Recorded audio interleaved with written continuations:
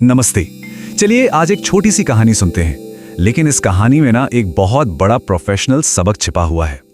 ये कहानी है डेडलाइन की, एक्शन की, और हाँ, उस एक चीज की जो अक्सर अच्छी अच्छी टीमों को भी कामयाब होने से रोक देती है।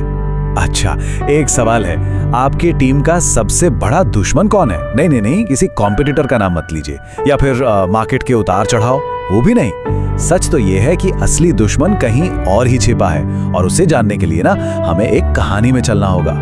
तो ये कहानी है एक लड़के की। नाम था उसका रवि। छोटे से गांव का था, लेकिन सपने, अरे बाप रे, बहुत बड़े थे। उसे अमीर बनना था, अपने माँ बाप का नाम रोशन करना था। मतलब हम सब की तरह ही उसके भी अपने बड़े बड़े गोल्स थे, बड़े बड़े सपने थे। अब देखिए, रवि के पास टैलेंट भी था, सपने भी थे, लेकिन उसकी एक बहुत बड़ी प्रॉब्लम थी। एक ऐसी आदत थी जो उसे ना आगे बढ़ने ही नहीं दे रही थी। और सच कहूं तो ये आदत बड़े बड़े टैलेंटेड लोगों को और यहाँ तक कि पूरी पूरी टीमों को ले डूबती है। ये आदत थी कल पर छोड़ देना। मतलब जब भी कोई काम आता, कोई नया आइडिया आता, वो बस एक ही बात कहता, अरे आज नहीं, कल से करेंगे पक्का। और पता है, यही कल, यही टुमारो धीरे धीरे उसकी पूरी जिंदगी और उसके सपनों पर हावी होता जा रहा था। तो हुआ ये कि दिन बीतते गए, महीने बीतते गए, लेकिन रवि वो जहां था वहीं का वहीं रहा। फिर एक दिन उसने गांव में एक बड़े ही रहस्यमयी बूढ़े आदमी के बारे में सुना।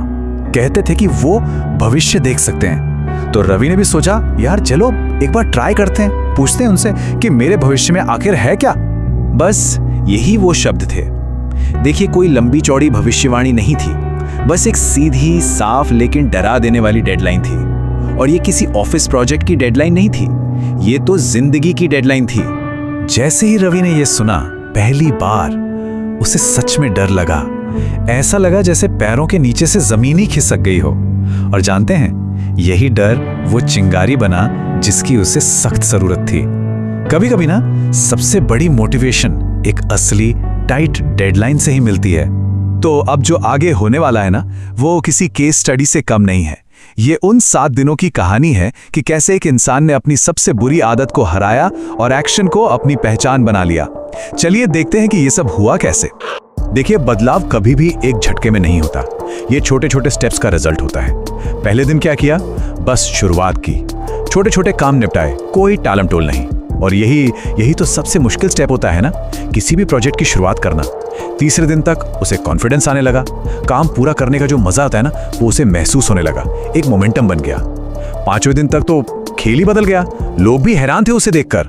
और 7वें दिन तक वो एक बिल्कुल नया इंसान था, एक ऐसा इंसान जो एक्शन लेता है, बहाने नहीं बनाता। तो 7वां दिन आया, रवि जो अब पूरी तरह बदल चुका था, वापस उसी बूढ़े आदमी के पास गया। उसे अभी भी जानना था कि अब उसका भविष्य क्या है, क्या कुछ बदला है। वो बूढ़ा आदमी बस मुस्कुराया और बोला, अब तुम्हें कोई नहीं रोक सकता, क्योंकि तुमने खुद को बदल लिया है। इस लाइन की गहराई देखिए, भविष्य कोई पहले से लिखी हुई किताब नहीं है। भविष्य तो वो है जो हम आज अपने एक्शन से, अपनी मेहनत से लिखते हैं। और यही था रवि का सबसे बड़ा सबक। असली जादू किस्मत में नहीं होता, वो एक्शन में होता है। अपनी किस्मत को बदलने की पावर वो हमेशा से उसी के अंदर थी, बस उसे उस पावर को काम करके एक्शन लेकर अनलॉक करना था। तो चलिए, अब इस कहानी से जो सीखा है उसे सीधा सीधा अपने काम पर, अपनी टीम पर अप्लाई करके देखते हैं। क्योंकि ये कहानी असल में उस एक चॉइस के बारे में है जो हम सबको हर रोज बनानी पड़ती है। रोज हर एक टास्क के साथ, हर एक प्रोजेक्ट के साथ हमारे सामने ये 2 रास्ते होते हैं। एक रास्ता है कल का, ये आसान रास्ता है, बहानों का, आलस का, लेकिन इसकी मंजिल पर सिर्फ पछतावा मिलता है। और दूसरा रास्ता है आज का, एक्शन का, मेहनत का, और इस रास्ते पर चलने से मिलती है जीत। चॉइस हमेशा हमारी होती है। तो घूम फिर कर वापस उसी पहले सवाल पर आते हैं, टीम का सबसे बड़ा दुश्मन कौन? जवाब साफ है, ये कल है, काम को टालने की आदत। यही है असली दुश्मन।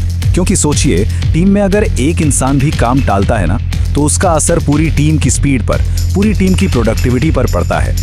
और कामयाबी का मंत्र वो भी उतना ही सिंपल है, जो आज मेहनत करता है वही कल जीतता है। जीत भविष्य में तय नहीं होती, वो आज के एक्शन से तय होती है।